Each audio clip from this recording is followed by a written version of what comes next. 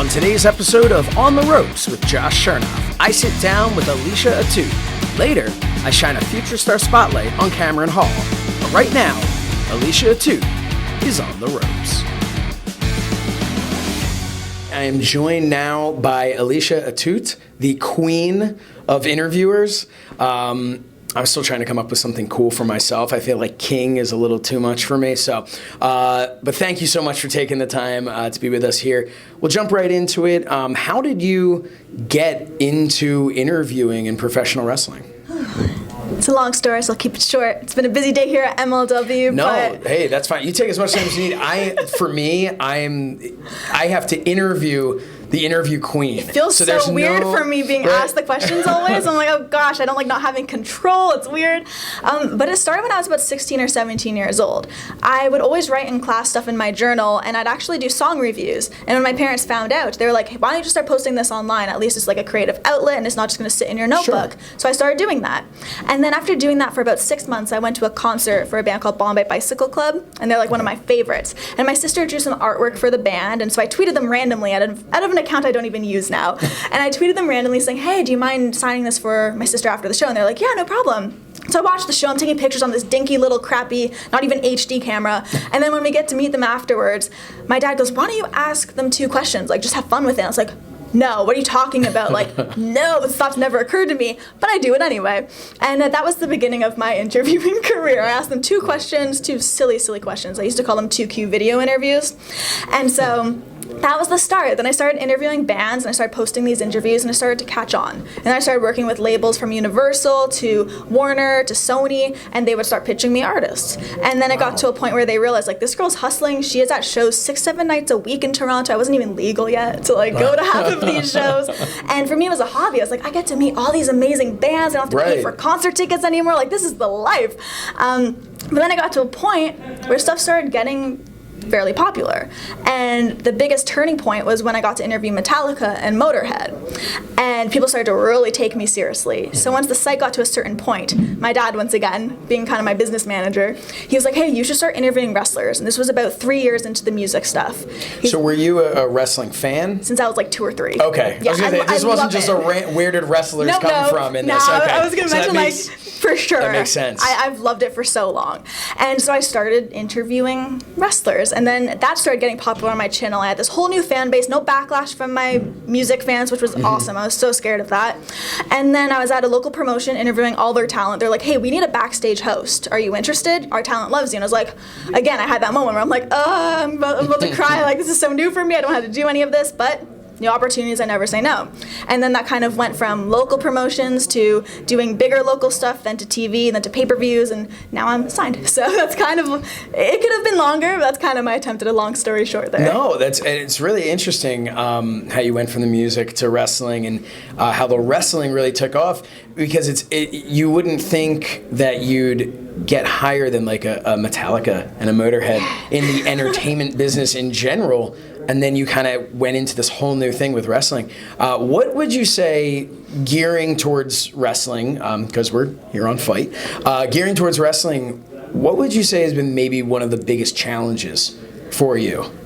It's just the respect level, because there's that whole thing in wrestling of paying your dues, and I was coming in as an interviewer first, so it's like I wasn't helping to put chairs up before shows or set the ring up. I was just coming because I had my YouTube channel, and then these companies hired me because I was already established in a sense to do their interviews, so I was earning that respect in a different way. And I think people at first were like, oh, she's only been in wrestling for 1 year, oh, she's only been doing it for 2 years, like how's she at this level? And they didn't realize I had that whole back catalog of busting my butt. I'm 24 now. So busting my butt since I was 16 to get to where I am. So I think that was the hardest thing to really overcome, was just respect and proving, like, I'm a wrestling fan. I'm not just around because of, like, you just look around, you're like, oh, like, people, muscular, like, that's just never been the case. I get that all the time. That's what I do for the most part when I'm, I get that all the time, and it's ridiculous. It's like, I'm here to do a job. I love wrestling. I want to have fun. And once it got to the point where I'd sit down with the people who were judging me, and I'd, like, blow them away with my research, I'd be like, who are you talking to now, buddy? And now we're friends. So it was earning that mutual respect. That's great. So that was one of the more difficult aspects of it. what's been something in wrestling that, was there a moment when you stopped and you said, like I'd assume with music, something we mentioned, Metallica, Motorhead, like that had to have been a moment where you just said, this is, man, okay, I've made it in this, as high as I can go here. In wrestling, what has been something that maybe stands out to you as that real moment of you just going, man, this is exactly where I belong. This is exactly what I should be doing. I'm so happy to be here. For me, the turning point was definitely when Cody and the Bucks hired me to be the backstage host for All In. That was the first real little shimmer of AEW. There were rumors, but nothing was established. And out of anyone they could have chosen, whether it was friends or other interviewers, reporters, whoever, like they wanted little old me there. And it blew my mind. And I remember being backstage because that show had legends that were older. They had people you can just look at and like, you're gonna be a legend. There were Hall of Famers there. And they're all like, oh, hey, Alicia, how are you? Shaking my hand, knowing me by name. And that to me was the most surreal feeling, because I finally got that respect. I felt like that night from everybody. So that definitely, I felt like I paid my dues. I earned this spot. They believe in me. I got to believe in myself, and that just opened so many doors. Now, you mentioned being 24 years old. Yes. So obviously the time that you've come up with all of this, and you mentioned when you were, was it 16 or 17? 16 or 17. I blur that line hard. Yeah, right. Depending on how old you were allowed to be going into some of those concerts. Social media has obviously been huge for your career. Could you have imagined trying to do the things that you were doing without social media? It'd be so hard. Half the time if you want an interview now, you can just hit up a wrestler and they're like, yeah, because it's so different than the music industry. Music, you have to go down this chain of command. It's crazy. For wrestlers, I'd just be like, hey, want to do something? It's DIY most of the time. They're like, yeah, let's do it. Then you get your content. So without social media, it's so hard to grow. It's so hard to get the influencer campaigns I get, because it's literally based off of numbers and the fans that you have. It's weird how numbers are so tangible to people. It's a double-edged sword. It's very fickle, which I won't get into. That's a crazy thing, but it's kind of nuts the way you look at it. So I think the biggest thing is social media has played a crucial part. I feel like one of the main reasons I was kind of scouted by certain companies because they saw my growth. They saw how I was out all the time hustling. I've already interviewed half their roster. Like, let's just have her at certain promotions. Right. So it's been the biggest help for sure. What's a bit of advice you would give to maybe somebody who is aspiring to be where you are now? What's some advice you can give, whether it's social media, whether it's how to act backstage, something that makes them stand out, that makes them, because there are so many of us who are doing this, who are holding a microphone trying to, and you have to come up with that thing that's going to make you stand out while not overshadowing the talent that's obviously, that's why people are there to see that talent. Any advice that you would give to somebody? The main thing is to have confidence and know your stuff going into it. Because if you come in confident, beaming that energy, and you make your guests feel comfortable, then you're going to get most likely the same reaction. When you come in a nervous wreck, and I'm speaking from experience, because when I was younger doing these interviews, I was so nervous, sweaty, it was bad. And I could tell, you almost push people away a little bit. And I learned that instantly almost. So just try to be yourself. Authenticity gets you a long way. Being genuine, people can really sniff out BS very easily. So that's definitely one thing. And I think just on a side note, if this is something you want to pursue, do not be afraid of failure. That's another thing people can see right through. You're gonna fail. It sucks. But you can get 20 no's from somebody, and my dad told me this. All it takes is one yes, and it can change everything. As cliche as that sounds, it's the best piece of advice I've been given. Yeah. Because I've lived it 10 times now. You feel defeated, and I'm not saying by no means failure won't get to you, because it does. It sucks when it hits you. But you can't let it end you. No. You definitely can. And there's even times, and I don't know exactly where after All In, I don't know what the next day looked like for you, but there have been times I've seen in my own career, I've seen in other people's career, where you have that big event, that big thing where you look at it and you go, man, I've made it. And there's that here. Come down, the crash. Right. And then there's 2 weeks later, you're like, I don't really have anything to do today, in this industry. And then the next thing does come if you just keep working at it. So I think that's some really good advice. Still to come, part 2 of my sit-down interview with Alicia Atout. But when we return, I'll shine a future star spotlight on Cameron Hall.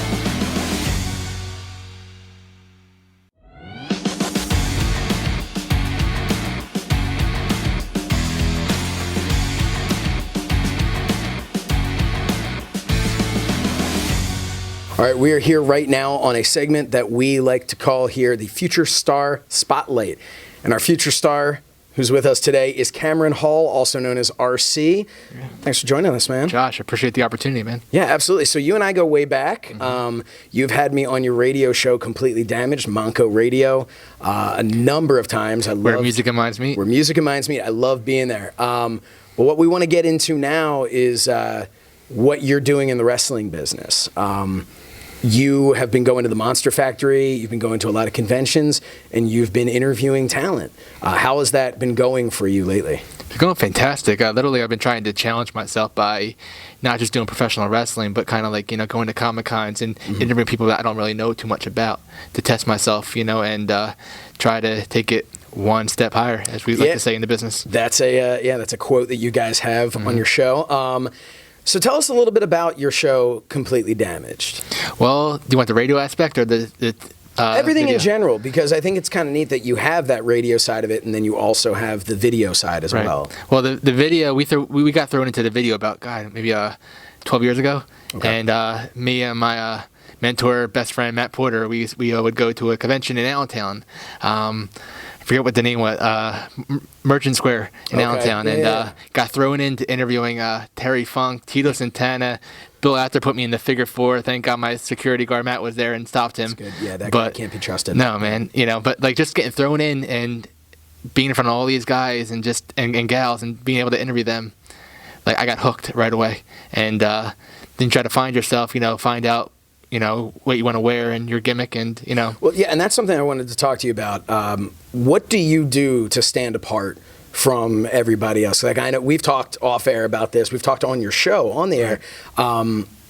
Something that I do with my ties, to stand out, because otherwise you're just the average guy, average height, average whatever, Right. What do you do in your interviews that should make somebody say, hey, I want to check, this guy, I've heard him on an interview, RC from Completely Damaged, he interviewed him, I got to check it out. What's your thing that hooks people?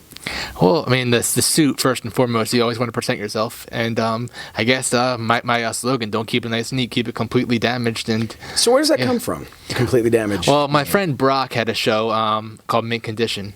He had to go his own way, bigger, better things to ABC, working backstage and digital. And I was left in a standstill. I didn't know what to do. And what's different than Mint Condition?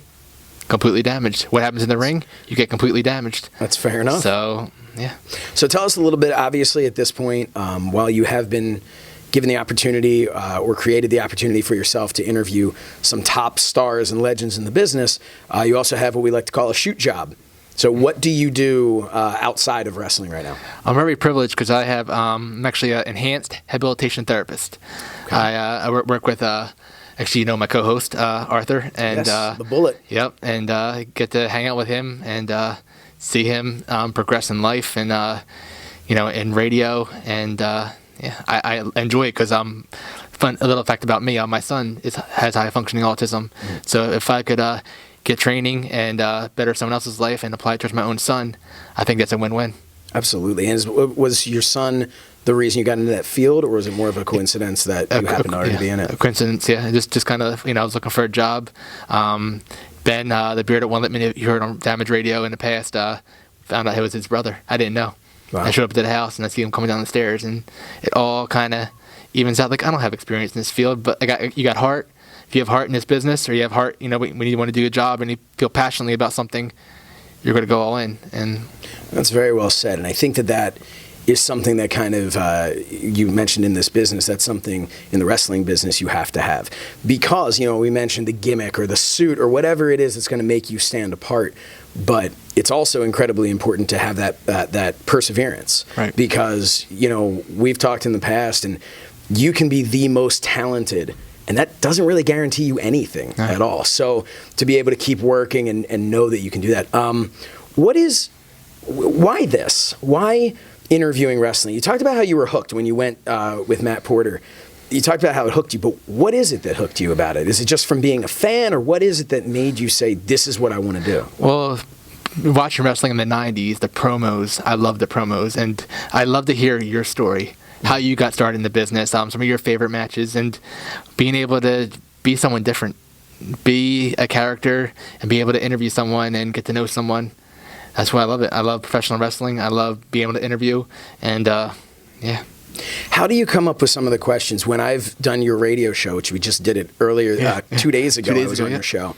I'm always incredibly impressed by the professionalism and the fact that you always have a run sheet. You always have, and then I talk too long and we never get to half the things on the. Well, Danny Cage makes fun of me all the time for having a sheet. What do you need this for? We're just gonna talk. But you know what? But it really does show the preparation, and I think people really do like that. How do you prepare? Because I know I've been in situations where I don't know if I'm hosting a Fight and Focus or sometimes even doing a show like this. I don't know who I'm going to be interviewing. So what do you do to prepare as somebody who likes to prepare when you know who your guest is going to be? How do you handle when you don't know who your guest is going to be? You're at a convention, you're going around, hey, you have your, I'd love to get the $1 Million Man Ted DiBiase, but his line's too long. Oh, there's Greg Valentine. Let me go get him. How do you tailor your questions without them just being the generic, hey, how you doing? It's funny you said that because the fans don't know that. The fans think, when you go to a show, who you're going to interview and you're going to get that person. Oh, sure. Yeah, but I don't know. And Matt and I said all the time, we just gotta just roll with it. What inspired you to pursue professional wrestling? What are some of your favorite matches in your career? Where can people find more information about you? Because they want to put themselves over. Right. They want people to look up them online, maybe get a royalty check depending on where they are, and that people know that they're still here and still kicking. So, what is your ultimate goal in all of this? Just for a chance, I just want to be seen. I want to, even if Completely Damaged is as far as it can go right now on Damage Radio, MonkaRadio.com, I'm still being able to talk about what I love, and that's professional wrestling. Yeah. If I get a chance to do what you're doing in Fight TV, and you're doing an amazing job, man. Oh, thank you. And and just being honored here just to talk with you. If I can just be backstage, talk to some of the guys, and do the old school promo, Mean Gene, I'll be in heaven. So.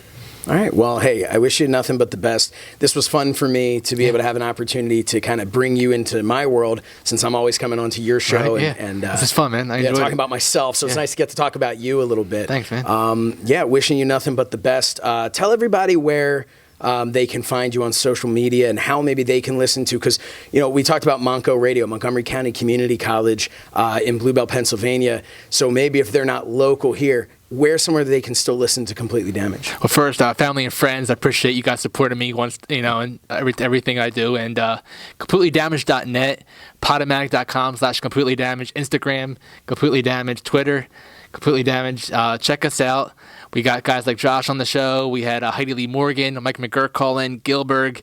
And we're just anyone with a story and wants to tell your story. We have an open platform here at Montgomery County Community College, and we'd love to have you on. So, yeah. Thank you very much for taking the time. Appreciate it, man. Josh, I appreciate the opportunity, man. When we return, part 2 of my interview with Alicia Atout. We'll be right back. One of the things that I'm curious about is now, you said you're signed. You're here, you're with MLW.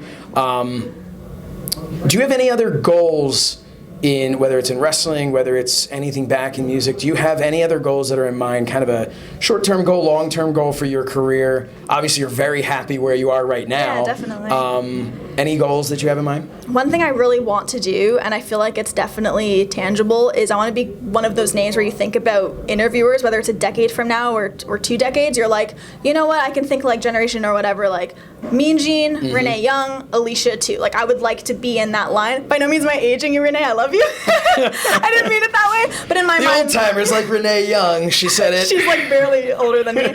But it's one of those things where it's those are the two that I admire and look up to the most. And so, yeah, I don't know. That's definitely a goal of mine. I want to be a household name, and I'm really happy here at MLW. I had done stuff with Impact. AEW had me on, which was amazing. Those opportunities all stack up and lead to wherever you end up. I'm so grateful.